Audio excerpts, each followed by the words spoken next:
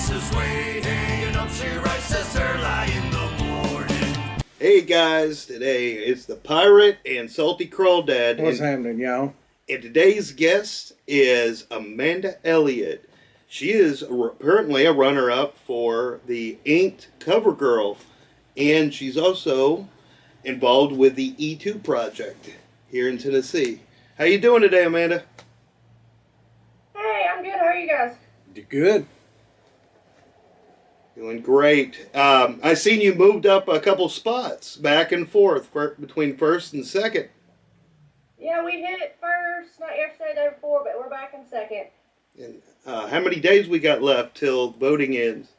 The first cut is on the 15th of this month. All right. Okay, so Thursday then. Yep, Thursday. Thursday. Day after Valentine's. I know, right? Ironic. We've got a couple of, I guess, like sponsors that are offering. I've got one that said if we could get 10 people to pay like $10 in votes, which each dollar is an extra vote, you can vote for free daily. But you can pay for votes. They said that if we get 10 people that would do $10 votes, they put in 100. And then I had another sponsor said that if we get those 10 votes, they would match that 100. So that'd be 300 votes. Oh, so wow. People are trying to Right. help out. Yeah. Yeah, and what's the purse for this? For the cover girl? How much do you get for it?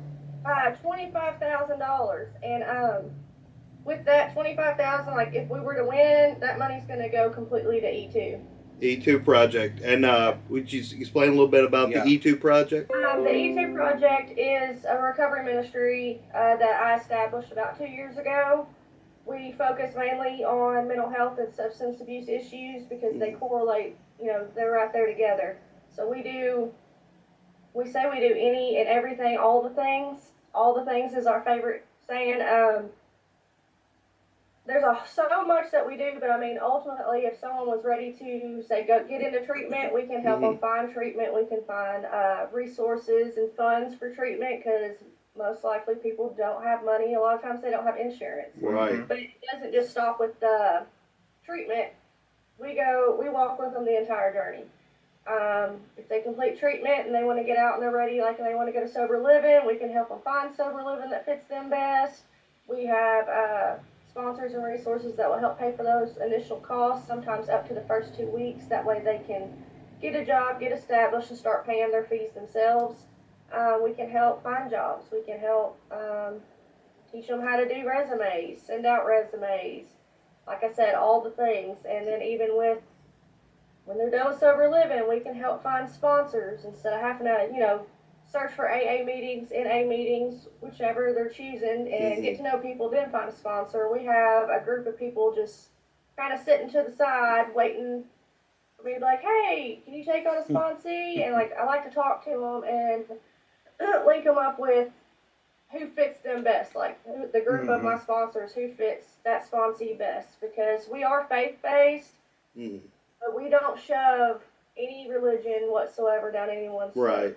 So I don't want anyone to not ask for help because we are a ministry. Right. We have sponsors that are very, very faith-based and religious, but we also have those who are not. So that's what I mean by setting someone up with someone that fits them best. The sponsors do go by the 12 steps, but it's different types of people, different personalities, so we like to match them up with who we feel they're going to be more successful with. Well, I guess it would be a more comfortable atmosphere. Yeah. You're not knocking on the door, have you found the faith? You're not doing that. Yeah. Yeah. And then after the 12 steps, do you still kind of stick by them if they need help? Oh yeah, because recovery honestly never ends. Never ends, right? It never ends. I don't want that to sound like a scary thing. It's, life still happens. So life happens. If you need help, and it doesn't have to just be your sponsor. I mean, we are planning on opening up a building really soon. We have been very, very blessed with acquiring a building to put our offices and things in. So we're going to also facilitate lots of different meetings. CR being one of our biggest, it is typically run in a church. We are a ministry. That might be something down the line. We have kind of, well, I keep telling our CDR coordinator, Mike Hughes, that he's going to be the pastor of our church one day. It might be a little while, but I keep telling him it's going to happen. Right. But we'll have CR there, and we're going to do full-blown CR, even if it's not a church. It's going to be full-blown CR. We're looking for AA and DAA. I want people to be comfortable. Looking to do life recovery as well, which is faith-based. It's like the curriculum is set with the Bible, does the 12 steps. I facilitate kind of like support groups as well. I do reboot trauma. Excuse me, I'm trying to get a cold. Yeah, we are too. It's like more or less a course, a 12-week course that helps. It helps with trauma. It's Right. It's faith-based as well, which still I want people to come even if they're not sure about faith. And like the grief share is also faith-based. It's 13 weeks. It helped me personally overcome grief. It talks about grief, and it initiates scripture as well. Right. As well as a whole group. And it's a bunch of us. We all have different types of grief. We've lost different people. Right. It really helps a lot, and I'm speaking from experience. It helps a lot. Right. You've had some tragedy in your life, and it's inspired you to start this nonprofit. Yeah, I had a friend after my husband passed away. She gave me the little pamphlet. I'd never heard of Grief Share, and I didn't want to go. I mean, most of us, after losing someone, you don't want to be around a bunch of people. You just don't want to do much of anything. And I really kind of only went because of who it was that asked me to come. And she was also facilitating the group. So I went, and I mean, I'll be honest, it's not easy. It's hard. No. Right. When at the beginning of our first initial day of Grief Share, I tell people this: it's really hard. It's not going to be easy. When I was going through it for, a good 4 weeks, I would go once a week and boo-hoo and snot and cry my eyes out and why am I torturing myself? Right. It brings those feelings and those emotions up front. You have to get them out. If you're not getting them out, you're not healing. Right, So, exactly. And I remember my friend, when she facilitated our group, she said, I promise you're going to be laughing and enjoying yourself by the end of this course. And we were. But it's really nice to have, you hear like-minded people. Unfortunately, this like-mindedness is grief, but it is nice to have people that understand. Right. And if you do happen to just start snotting and crying, which I did a lot, they're not going to be like, oh, whoa. Right. Right. They've been there, done that. Yeah, it's a healthy outlet, though. So, I mean, it's good to be around other people that understand. Yeah. Yeah, exactly. So that was absolutely, when I went through that resource, I had to bring it to Houston County. Right. Mm-hmm. And we actually had, it was the male Hope Center in Waverly come and participated, and when the female Hope Center in McEwen was still there, they come and participated. So we had 2 Hope Centers participate, as well as a handful of locals that participated in the Grief Share. Now, with the show, we are going to put some links below to your E2 project. And if anybody wants to throw any kind of support, whether if you don't have the money, that's fine. Just let them know your hopes and thoughts are out there for them, prayers, everything. Because this is very important to small communities. Like our 2 towns right here, we have an overwhelming number of teen suicides, all these different things that, it takes a nonprofit organization to stand up. Yeah, when the schools and things like that don't want to support it, they want to hinder it more than they support it. I mean, it takes an outside organization, especially in small towns. Yeah, in small towns, and that's absolutely. exactly how it feels here, because E2 has been working on a youth outreach program, which it's in place, but it's not been hugely built up. One of my best friends, I call him my big brother, he come to me. Unfortunately, his daughter passed away a day before her 13th birthday from suicide. Yeah.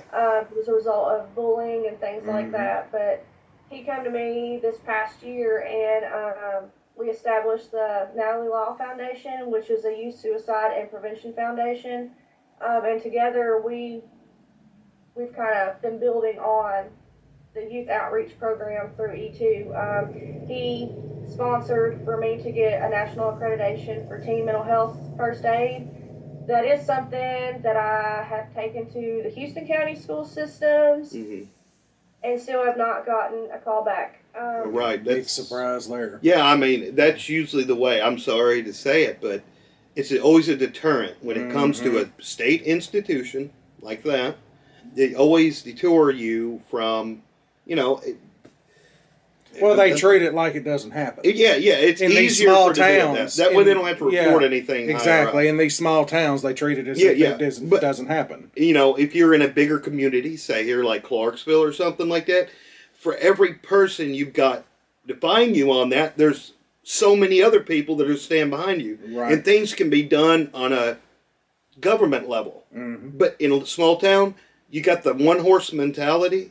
And it most of the time, it's just not going to happen. No, it's not. And these kids and parents are the ones suffering for it. You know? And that's definitely how it is here. I feel like I've seen it. It's been proven. This community absolutely supports me in everything I do. yes, the community. When it comes to, I don't know if you want to call it government, elected officials, whatnot. Right. You're elected local officials. government. Yeah, local government. Yeah, I do not. I'm questioned on a whole lot of things that for me to have lived in this, I've lived here since I was 12 years old. I just turned 39. But I've been here my whole life because this is where my mom's family is. But to be known my whole entire life, the worst thing I can say is she's got a big mouth. Yeah, that's cool. It must be a 39 thing. Right. Yeah, I'm 39, so yeah, that's cool. I feel you. Yeah, I just turned 39. That's fun. No, it's not. Oh gosh, you know what's you know Well, at what's least coming you next. didn't lose all your hair like he did, you know. I've been working on my hair all day. What are you talking about? So how did you kind of get started as far as getting involved with Inked Magazine to start this process? Well, that's a funny story. I didn't do it on purpose. So I'm a little bit, or maybe a lot, ADHD. So like I'm flipping through. I'm thinking it was Facebook, if I remember right, and it pops up to where like free tattoo by Ryan. I can't remember Ryan's last name, but she was, I think, the first female that won Ink Masters. So I'm like, free tattoo, yeah, I'm signing up. So I signed up. And like a few months later, I get an email stating that I'm in the running to be on a magazine cover. I'm like, what? Really? And I read it some more. Like I actually read it, the fine print and everything. And it's a magazine cover. And like, if you win, you get to go on a cruise, go to the Bahamas, and do this magazine cover. Which I'm a little worried about that because I'm not, model material. I'm completely awkward. That should be fun if we do win. But you also get not only the free tattoo, but $25,000 like cash prize. And I'm like, okay, we're gonna run with this because if we win, all of the money's gonna go to E2. Right. Because as a nonprofit, we're nonprofit, we're not really making any money, and we're 2 years in, but it takes some time to build. And we've done a good job. We're getting a lot bigger, and for the 2 years. We got a little money last year, some sponsors last year, but I've been kind of paying for all of it out of my pocket. We've gotten so well known and big, and like I said, we're getting a building. Yeah. I can't do that anymore. So money is huge. Right. We need money. Yeah, and that would be great. $5,000 would really help. Oh, absolutely. Well, you say you're not typical model material, but when you're talking about a project like this, that should be typical model behavior. I'm just saying. I mean, model behavior. I don't know if I'd say model behavior either. I'm still human. well, I mean, like, if they want to put me on a cover, I'll do a cover. If they want to give me $25,000. well, see, look at the tattoos and look. See, you got that. You said you don't even have any idea how many tattoos you got, right? I don't. That's when you know you're an official tattoo person, okay? I couldn't count either. So yeah, people ask me all the time, and I go, because I don't know about other people. I'll start somewhere, and we just kind of build, and they're all connected and kind of go together. So I really don't Right. know how many. I'm trying to get him tattooed from head to bottom, just so, Well, I don't know about that. I've got one. You got one? And A whole it's one? a whole one. It's not. I mean, it doesn't hurt when he done it. Big Daddy's Mike from Big Daddy's done mine, and he was absolutely fantastic. And I heard him start up the tattoo gun, and I was just looking on my phone, and I was sitting there, and I'm like, well, good Lord, that thing's running. When's it gonna start? I looked down. He was about halfway done. So it's not a pain thing. Well, it doesn't hurt at all. wait till you- It's just a money thing, and I'm just Wait like, till you move areas. When you move areas, and then they hit a spot, and you feel it in a completely different area, and you're like, Yeah. It's just the money thing. I'm like, can I justify paying this? But yeah, it would be great to have big tattoos and whatnot, but do I really want to spend the money on it? Is my ordeal. I will spend my money. I don't always have it. So I mean, I enjoy spending Yeah. money. It's just I usually find something else to spend it on. mine was when I was in the military. I went state to state, and I said, you know what? Fill it up. And we had mentioned that too. No flack. You know what I'm saying? You get something that's you, and Yeah. something the tattoo artist. Yeah, can- puts a little bit of themselves in it. Well, you know. and then they're more invested, Yeah. and they do a better job. It's a work of art. It's a canvas, okay, Yeah. to a tattoo artist. They want to be able to show that off, and when you wear it around, it'd be like they didn't just do it off of flack. It's a piece of art Mhm. that you and the artist contributed to, and that's the magic of tattoo. Yeah, I agree because I try to I'll go in with mine. I've actually got one. It was from Big Daddy's, but I can't remember the artist that did it. Where I started my Right. test piece, Mhm. but the majority, 90%, if not a little bit more, of my tattoos I've gotten from Art Smart by Miles Christian and Dixon. Mhm. And when I love him because I can go in and have an idea and show pictures of ideas, but I give him a whole lot of artistic freedom. Right. because Right. He does it. He can tell me what's going to look better on skin or pieces that probably wouldn't, or what's going to look like a big blob in a few years. Right. Things like that. So he does get a lot of artistic freedom, and I can say that he loves me freely without question. Make sure I know. They got that rapport. Right. Yeah. Now, if I don't come in for a while, he will, and it makes me feel great. He'll message me and be like, "You good? When am I going to Yeah. see you next? It's been a while." Right. Your skin is just normal right now, just sitting there. No needles involved. Right. It's just not cool. Right. And I mean, it's great that you saw that, and even though you're uncomfortable with Mm-hmm. having your picture taken or being on the cover of Mhm. a magazine, you thought, okay, this could potentially go beyond me. Yeah. You took potentially, you stepping out of your comfort zone, Right. and you take Usually. yeah, and you take their would-be prize money and put that towards the foundation, and that's a selfless act.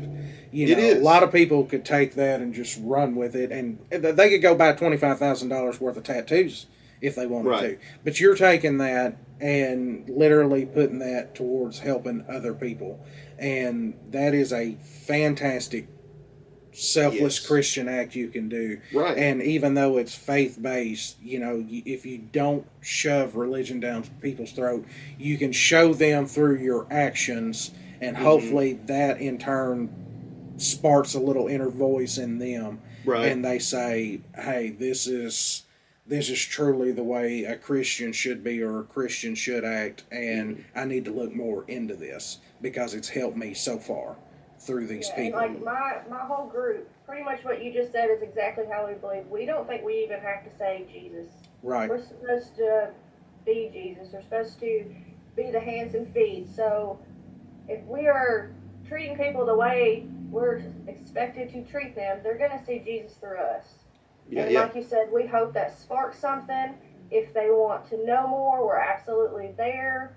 I mean, we're still ourselves. If we have a conversation amongst ourselves, or if it's just brought out, we're ourselves, but we're not going to Yeah. push it Right. on someone. Well, Because I all Christians are preachers.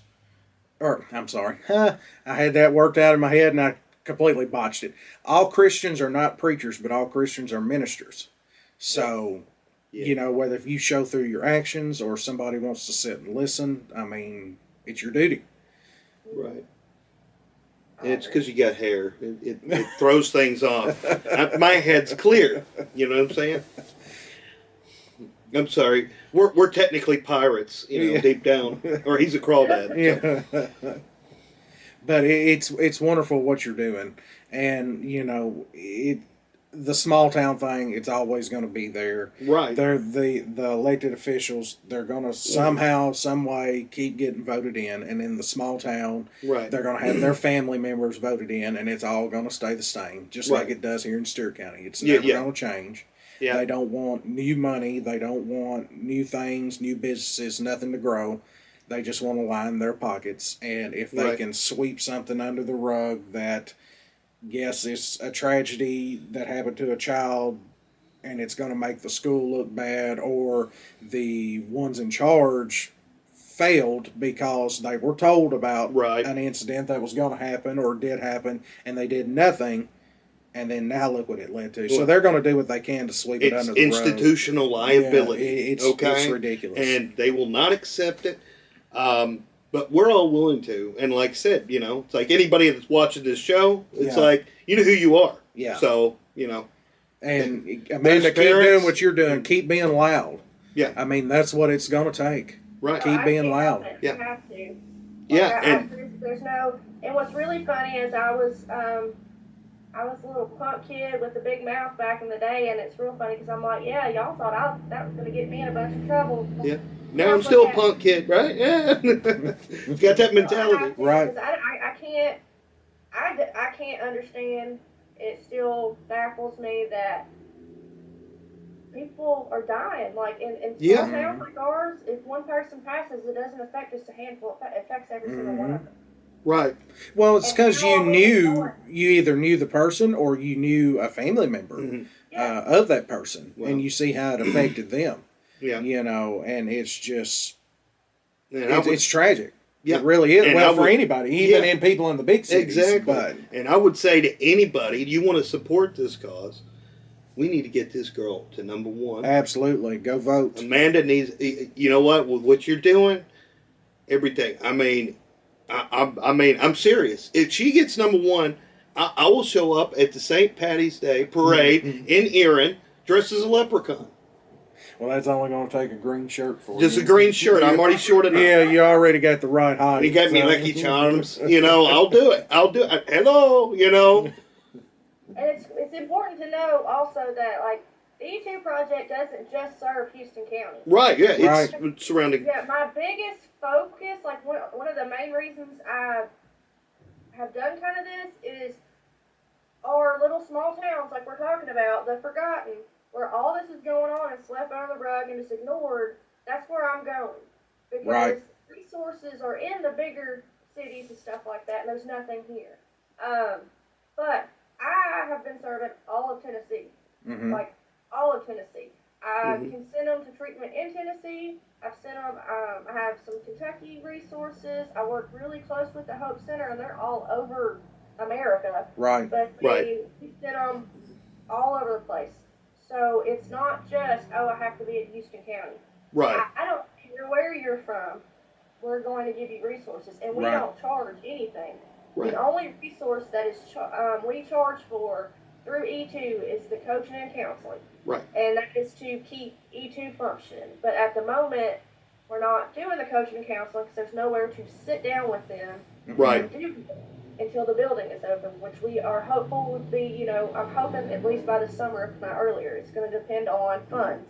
Yeah, well, Right. community service Yeah. is you need community funds. Right. Or any other. I got something for you after the show. Somebody you speak with in this county. I actually meant to tell you that, but talk about coinciding with our county. I Yeah. actually have you a connection after this show, Well, I mean, I know a whole lot of people in Right. the county. and I wanted to be able to bridge that gap. So hopefully we can get that done and Yeah. get even more support. Kind of move over this way some Right. too. Yeah. So, and we recently hooked up I'm talking about. I really want that youth program out there, and I'm not even worried about school systems because they need something outside of school. they need something. Right. Problem is, in these type of counties, anybody watching out there, if you're in a big city, you realize they can have a skating rink, anything these go to. Yeah. In these small towns, They have nothing. they have nothing. Guess what? The only thing they can do for entertainment or fun is drugs and alcohol. Yeah. You have single-handedly given them only these options, and then you wonder why the youth. It just makes no sense. But Right. all the money that goes towards all these other things could be going towards something for the kids Yeah, to do to give them absolutely. a safe alternative. Mhm. Well, with the youth program, we have our nice little hashtag, prevention is within the youth, because yes, we are going to help like the adults that have the issues, but would it not make sense to go and, equip these kids with love and affection first and foremost? Right. Help with mental health and emotional intelligence so that they don't go, get into these issues as they're getting older anyway. So that is our goal. Well, and they need to start back the DARE and GREAT programs as well. I think the DARE program's coming back to Houston County this year, but I don't think that's enough. They need someone. No, they definitely need more for sure. It's become such a, I guess, staple for the school to the fact of where they kind of just ignore it. They don't even take it seriously anymore. Yeah. Whenever it first came about, the DARE program, all that, we kind of did. Now it's just so, I guess, stagnant. Yeah. I mean, over the ages, it's kind of like, yeah, same thing, don't do this. You got to get inside the kids' heads a little bit and look at two things. It starts in the home. Yep. Okay, that's structure, moral structure. But if it doesn't happen in there, you've got to look at, I've seen this modern generation that lacks apathy. Yeah. Tact. Just certain things where, their head's into a phone. Yeah. But they don't. Human interaction. Yeah. Is less and less. So. And the bullying becomes easier because used to, you go to school, you get bullied, you handled it right there and there. You can't handle it yourself. The schools have tied your hands because now, if you're being bullied and you fight back, you get in worse trouble than the bully does. Right. Well, if you don't do anything at all, then when you go home, you're still getting bullied because now you have access to the internet and they can still bully you. And then you got in trouble with your parents too because on an institutional level, they put, they were like, well, you're suspended. Yeah. Because you fought back. Right. I mean, wake up, Yeah. I'm just saying. That doesn't really happen in my daughter's given me permission multiple times to share her story because my husband passed away from suicide 4 years ago. So she is about to be 16, and it has affected her. If a child loses a loved one, especially a parental figure, from suicide, their percentage rate of suicide increases. Right. She has had some issues, a hospitalization, and now she's doing really good now. A lot of that also come from the school, the bullying. She's been told to go kill herself like her stepfather before, and wow. Things like that. And I went to the school and they've done nothing. Yep, done nothing, and that's very serious. Yeah, well, I mean, Stewart County's the same here. They do nothing. They sweep it under the rug. Yeah. Years. And she finally had enough and got into a fight with one of her bullies last year and got 5 days of alternative school. Yep. She's homeschooled. Yeah. Right, and I don't blame you. She's not the only one. Like, I counsel a couple of teens. My daughter's homeschooled because of it. And I mean, the assistant principal called us and said, well, we're dealing with bullying. Well, what are you doing to fix it? Well, I'm going to do this, do that. I'm going to say, I said, that's not enough. And if you don't fix it, I've instructed my daughter to fix it herself. If that's picking up the book and busting somebody in the head with it, that's just what it's going to take. Classic. And she said, well, we can't have that. I said, well, you're going to have it unless you fix it. And we're like, okay, here's how that's fixing to go. and we just pulled her. And I mean, homeschooling is the best thing we ever did. Right. Because now we have control over her education and what she's being taught. Yes. You know, got that's the a big parents thing, too. option. Yeah. Which is something that, you can look at that on a bigger level right now that's being taken away. Right. Is that's the reason anybody out there, if you've heard of the policy parents' choice, that should be implemented. Yeah. Because that gives it the power back to the parents. You want to homeschool them, whatever, but that way you can point at the school system and say, now you're going to have to earn your money.